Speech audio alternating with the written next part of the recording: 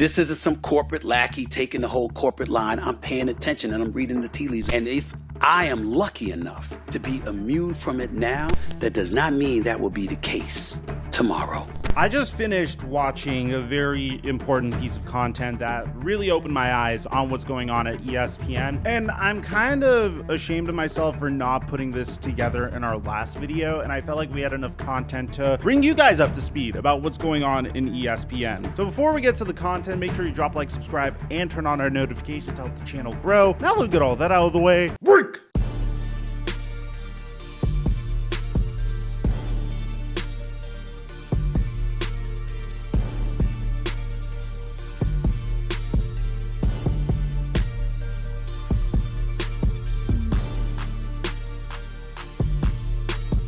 The NFL and NBA season are officially over, and I need something to hold me over until at least the NFL season comes back. So I've been playing prize picks for the WNBA and the MLB, and I've been fairly successful. It's a good way to get some extra action on games that I wouldn't really watch otherwise. I post my picks onto my Instagram story daily, and I've been hitting on a decent amount of them. And right now, when you use my promo code Mikerophone, they'll double your deposit up to $100. Mike, check 1212. What's going on, everybody? This has been one of the most unique rabbit holes that I think I have ever covered in my career. What started as me just discussing why Shannon Sharpe left undisputed and broke his partnership with Skip Bayless, me throwing out a theory that possibly Pat McAfee had something to do with it, the fact that he left FanDuel TV resulted in a significant amount of capital being available to potentially make a huge acquisition, turned into something that is far more sinister going on at ESPN. So about a month and a half ago, Shannon Sharpe left undisputed. And bear in mind, this wasn't a situation where Shannon Sharpe's contract expired. This was more of a situation where he was straight up bought out from his contract. It's like the difference between a player demanding his release from a team as opposed to him not being re-signed by said team. This happened a few weeks after Pat McAfee announced the fact that he was going to sign with ESPN for an undisclosed amount. Now, Andrew Marchand says that amount is about $18 million a year. Pat McAfee disputes the fact. I'm not going to go into numbers or specifics. I know a lot of people are disappointed at the fact that Pat is deciding to go to ESPN when he established himself as an independent reporter, but I personally will never hate on a man for doing what he believes is right for him and his business and his family. And given the fact that Pat McAfee just brought a child into this world, chances are I feel like his decision was fueled by the fact that his life would be significantly easier if he went to ESPN and he'd be exposing his product to a larger audience. At the end of the day, I have tremendous love, admiration, and respect for a man that was able to build his business from the ground up using social media and then getting to the point where the asset was so great that he is departing from a 4-year, $120 million deal from FanDuel TV to join the worldwide leader of sports, which is ESPN. Why am I bringing this up? Well, the original theory was that Shannon Sharpe and Skip Bayless just weren't getting along. I mean, you saw it on multiple occasions, whether it's jokingly throwing shade at one another over Baker Mayfield. Mayfield is dead last in 2022 in QBR. Blah, blah, He's blah. dead last. I don't care, blah, blah, blah. You gonna let me talk? Because that's what you do. If you'll stay on point on question. You never stay on point. Okay, I'm about to stay on point. Tell me when it's my turn. It's not your turn. Okay. Or if it's Skip Bayless disrespecting Shannon Sharpe's career when Skip Bayless and Shannon Sharpe were talking about Tom Brady. This is just straight hate by a guy who's jealous that he's still playing at a high level at 45. That's the point. That's what you do. Every time I call something into question, I'm jealous. I did what I never did. said you were jealous of Baker Mayfield. Yeah, I did what I did. You make it seem like I was a bum. I'm in the effing Hall of Fame. Super Bowl. So what? So what? We don't need to get into the absurdity of this clip. I've mentioned it multiple times on this channel, comparing a tight end of Shannon Sharpe's caliber with the longevity that he has had to Tom Brady is just ludicrous. Now, eventually, of course, things would take a turn for the worst. You would have Skip Bayless tweeting out what some people thought was a controversial tweet about Damar Hamlin, but I personally just believe this one tweet was taken out of context amongst 9 other tweets that Skip Bayless tweeted about the Damar Hamlin situation, but this resulted in Shannon Sharpe no-showing undisputed the next day. If you'd like to tweet us your emotions of the night. about what happened, please do so. You can tweet us at @undisputed.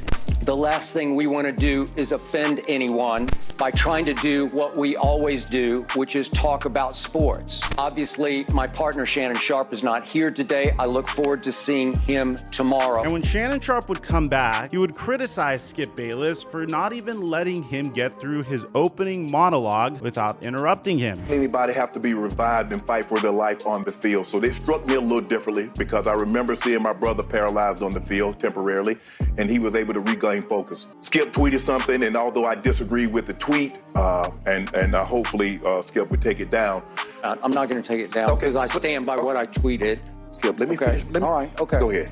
No, you go. Okay. I mean, I cannot even get through a monologue without you interrupting Okay, me. well- You could have came back, Skip. Well, I thought- Skip, just let. I didn't know you were gonna bring up this. I didn't want to yesterday to get into a situation where DeMar Hamlin was the issue, not getting to your tweet. That's what I was gonna do. But you can't even let me finish my opening monologue without you interrupting. So this was the hypothesis for many people as to why Shannon Sharpe decided to leave. I personally believe it was something completely different. I felt like Shannon Sharpe saw the money that FanDuel TV had opened up as a result of Pat McAfee joining ESPN, asked Fox Sports for his release so he could go and pursue a bigger bag. Club Shay Shay's doing remarkable numbers. Skip Bayless gets paid an average of $8 million a year. When you compare that to $30 million a year, you can't even have a conversation about it at that point. So with that being said, I felt like the timing made a lot of sense. It happened within a few weeks of one another. I felt like Shannon Sharpe's departure from Undisputed was fueled by the fact that he just outgrew the show. He joined in 2016. He built a remarkable brand for himself. He built a podcast that is very well respected on the side, and he was in a situation where he was always looked at as the little brother to Skip Bayless. Skip decided to choose the topics. Skip would consistently cut him off. I don't think they hated one another, but I just felt like it was time for Shannon to move on because he could make more money recording his show elsewhere while having more creative control. Why wouldn't you leave at that point? So originally my top theory was FanDuel TV, and then a new theory came into play, which we brought in our previous video. I'm sure you guys heard on Friday, multiple well-known anchors and analysts were laid off by ESPN. And the list is shocking. I mean, from the top, you have Jeff Van Gundy, Jalen Rose, Keyshawn Johnson, Max Kellerman, Suzy Kolber, Chris Chelios, Matt Hasselbeck, Steve Young, Rob Ninkovich, Neil Everett, Ashley Brewer, June Lee, LaFonso Ellis, Todd McShay, Jordan Cornette, Jason Fitz, and David Pollock. Of these personalities, I am shocked that they let go of Neil Everett, who has been a fixture on SportsCenter for the past 2 decades, Jeff Van Gundy, Jalen Rose, Todd McShay of all people. He shows up each and every draft season and has a back and forth with Mel Kiper. So a lot of people were joking on Twitter saying, "Oh, they're just clearing up cap space so they could sign Shannon Sharpe." as if they were some major NFL team. And then we found out from none other than Stephen A. Smith that something a little bit more sinister is going on. Now, I don't want to rule out Shannon Sharpe joining ESPN, but so far we've only had a report of Shannon Sharpe talking to FanDuel TV. Now, chances are, if he does sign on with FanDuel TV, there is a chance that he could also make appearances on ESPN. I mean, Stephen A. Smith's podcast is partnered with FanDuel Sportsbook, but Stephen A. Smith says that something way more sinister is going on, and this did not get enough views on his YouTube channel, in my opinion. And I think what he is saying here is significant. So here's the dark truth about why ESPN truly laid everybody off. And this is crazy coming from the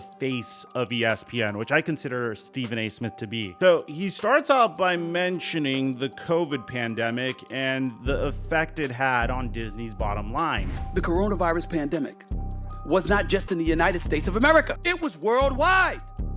You have any idea how much money was lost? Stephen A. Smith mentions how Disneyland and Disney World and all these Disney parks and resorts were essentially closed, which is a huge revenue stream for Disney. So once you close all the parks for an extended period of time, obviously they're going to make significantly less revenue. I mean, we're talking about tickets to get into Disneyland. We're talking about food. We're talking about the gift shop. And we're talking about this throughout multiple Disneyland parks, and they were all closed. Stephen A. would continue into very interesting territory. He would bring up that Disney would lose $5.5 billion. And on top of this, they started to push a particular agenda. Had folks boycotting or protesting outside the walls of Disney because they wanted Disney to speak up about the Don't Say Gay policy. So Stephen A mentions how Disney is pushed into a corner. They started to advocate for transgender rights, which, by the way, I personally am not the type of guy that will ever hate someone based off of who they are and the lifestyle they choose to do. I mean, I live in West Hollywood, for crying out loud. I've lived here for the past 20 years. So however you are, whoever you are, I'm not the type of person that'll judge you based upon your physical features or the color of your skin or whatever you choose to identify as. Rather, I will always judge you based upon your character and your actions. But my personal opinion aside, we're speaking on this from a 100% business lens. It's very important that you guys understand this, because although Disney made a political decision here, Stephen A goes into how this affects Disney's revenue stream. You see, when you have a particular agenda where you want to be rather progressive in what your ideology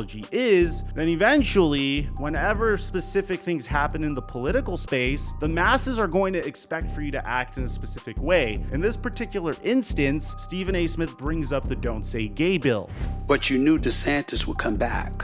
You knew folks on the right who supported him and supported that ideology would speak out. Which was a law that was passed in Florida by Governor Ron DeSantis, who is hoping to run for president either this year or way down the line as a Republican candidate, that states that public school teachers may not instruct on sexual orientation or gender identity in grades kindergarten through 3rd grade. So Stephen A. Smith mentions how at first the masses were boycotting Disney because, well, they didn't say anything about it. They stood silent. And once they started to feel the pressure to where they had to speak out on the situation, this resulted in Florida Governor Ron DeSantis declaring war on Disney. So their hands were tied. Either you alienate the people who agree with your ideology, or you go to war with the freaking governor, which quite literally resulted in Ron DeSantis declaring war on Disney. Now you're fighting a gigantic lawsuit against Florida's governor, who is also trying to cripple your brand as much as he possibly can. Again, not going into what's right and what's wrong, just saying that Disney is in a lot of financial hot water, and that's what Stephen A. Smith is saying here. You knew eventually that could potentially have a detrimental impact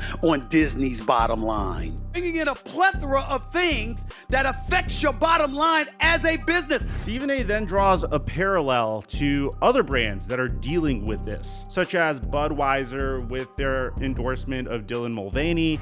Budweiser's going through it because of the transgender person on one of its cans. They talked about how much money they're losing. Then he brings up Chick-fil-A and issues that they may have had. Chick-fil-A got into a controversy. They got a bit political. And people think that it's going to affect them. And then he says something with so much passion that I can't do it justice by commentating on it.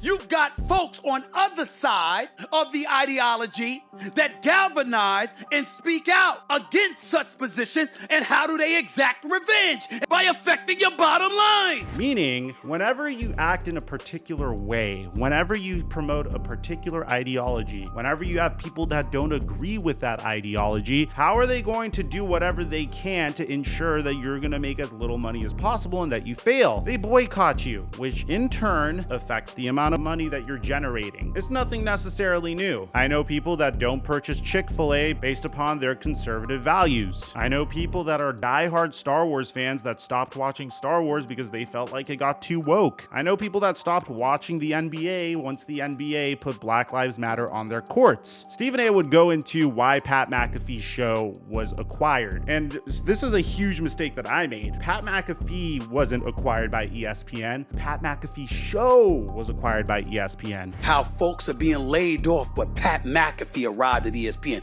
Pat McAfee wasn't hired by ESPN. Pat McAfee was acquired by ESPN. He's not an employee. He's a product. I would know because I'm an employee who's trying to become a product.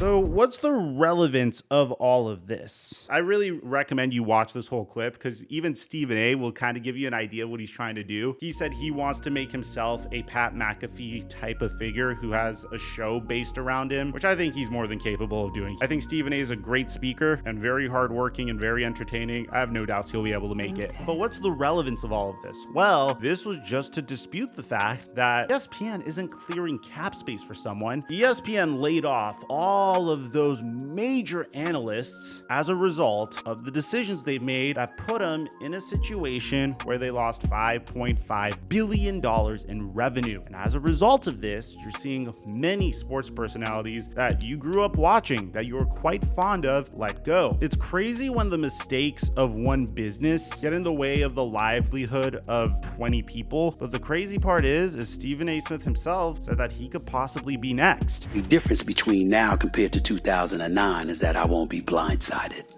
Now, I know what you might be thinking. Mike, that's ridiculous. Stephen A. Smith's not going anywhere. Stephen A. Smith is the face of ESPN. Well, yeah, Don Lemon was the face of CNN. He got fired after saying something that wasn't on brand and in line with CNN's values. Tucker Carlson actually joked about the fact that this happened. But then a few weeks later, Tucker Carlson, who was perceived as the face of Fox News, got fired. So I do agree with Stephen A. Smith, especially with the stance he's taking with how real he is being on his show on YouTube, especially after seeing how much these online personalities are making. I wouldn't be shocked if they let him go. But ideally, they do everything they possibly can to keep Stephen A. Smith and ESPN. So let me know in the comment section down below what you guys think about all this, because we're getting into a very crazy time in sports media, I will admit. I never thought I'd see a video like this from Stephen A. Smith, but I do appreciate the risk he's taken and how real he's being, and I hope that this video gets significantly more than the 36,000 views it got when I was watching it. I'm gonna leave a link to it in the description down below. Make sure you go check it out. Let me know what you guys think about this situation in the comment section down below. Aside from that, I'm your boy Mike, and I'm dropping our mic until our next upload.